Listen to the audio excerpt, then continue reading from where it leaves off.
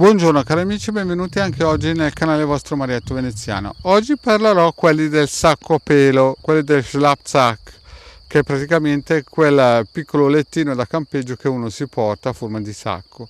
Ma prima di iniziare, il vostro Marietto Veneziano vi chiede di iscrivervi al canale di Canale del Tubo, al canale del Tubo del Marietto Veneziano, di venirci a trovare nei nostri gloriosi gruppi di Facebook e anche in Telegram, dove alle 20:30 il Degario e Marietto Veneziano, coadiuvati da Milas, tengono un percorso esoterico gratuito. Siamo già a più di 170 e se venite vi mettiamo giù il tappeto rosso. In più vi ricordo che mi farebbe piacere se mettete qualche commento sotto qui nel canale del Tubo. Bene, iniziamo un po' a parlare di questi del Schlafsack, del sacco a pelo, e la prendo un po' alla lontana. Quando ero giovane io non guardavo spesso la TV, ma ogni tanto guardavo qualche trasmissione di intrattenimento e mi ricordo che quando portavano questi ospiti a parlare magari di un omicidio o di una rapina, insomma di qualcosa di pesante, questi arrivavano e continuavano a dire la loro filippica. Cambiavo canale, cambiavo giorno e mi ritrovavo sempre questi soggetti qua che continuavano a perpetuare la loro filippica come un mantra. Alla fine io mi sono reso conto, anche se ero giovane, che questi in fondo non volevano trovare la soluzione, ma volevano solo perpetuare il loro mantra che gli avevano ordinato di, in un certo senso, seminare, quindi fare un bel lavaggio cerebrale alle persone e avanti e dritta. Non volevano trovare soluzione, ma solamente mantenere vivo il problema.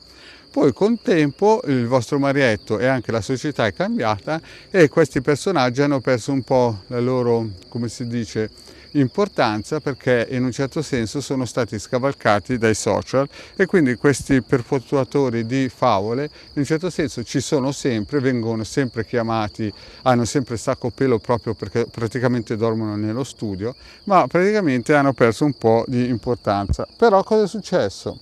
A loro volta ne sono nati altri, un altro stile, un altro perpetuatore di favole che li troviamo sui social.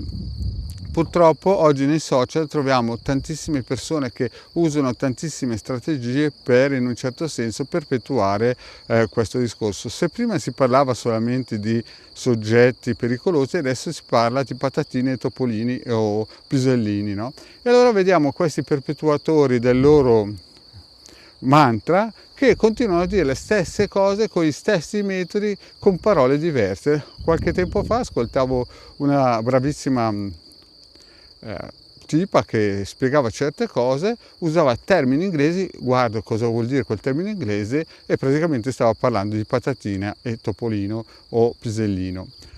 Guardo qualche giorno dopo ancora un altro termine inglese, diceva le stesse cose ma con un altro nome. Insomma, se la guardi 5 volte e ricontinua a dire le stesse cose, gli cambia, la zuppa è sempre lo stesso, cambia i nomi ma la storia è sempre la stessa, e praticamente continuano a perpetuare i problemi del narcisista e i problemi della vittima. Ma la cosa è molto semplice: noi siamo una qualità di esseri umana che vuole perpetuare la propria specie. Qualche decennio fa magari c'era qualche epidemia che ranzava, l'economia era più bassa, la gente era più povera, viveva più poco e praticamente uno si sposava e viveva con la stessa anima vicino, anche se non era quella gemella, per un lunghissimo tempo. Oggigiorno invece c'è un po' di mercato, diciamo, e molte volte se non ti va più bene un paio di scarpe la cambi, e che siamo arrivati allo stesso livello. Qui poi sul tubo ci sono di quei predicatori che le vendono di tutti i tipi di modelli per cambiare, no?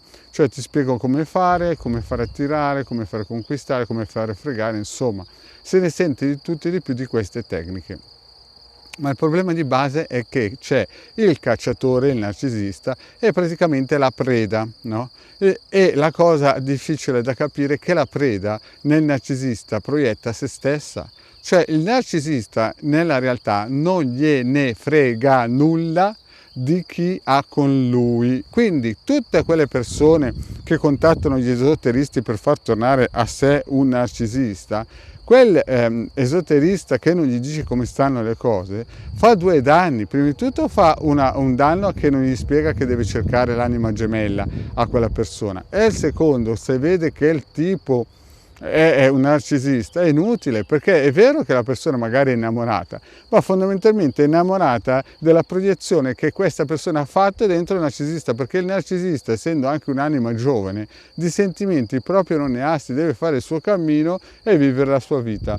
Quindi è inutile cercare di fare d'agide su persone che sono praticamente dei sassi, cioè praticamente quelli lì ragazzi vi vendono il vostro pacchetto o chiavi in mano, perché ve l'ho già spiegato, non si può un coniglio mettergli una molla in fondo schiena e pensare che diventi un canguro. Quindi quando voi andate da un esoterista è vero che ve lo può far tornare, ma quando ve lo fa tornare, se è un coniglio, anche se gli mettete una molla in fondo schiena, non diventa un canguro.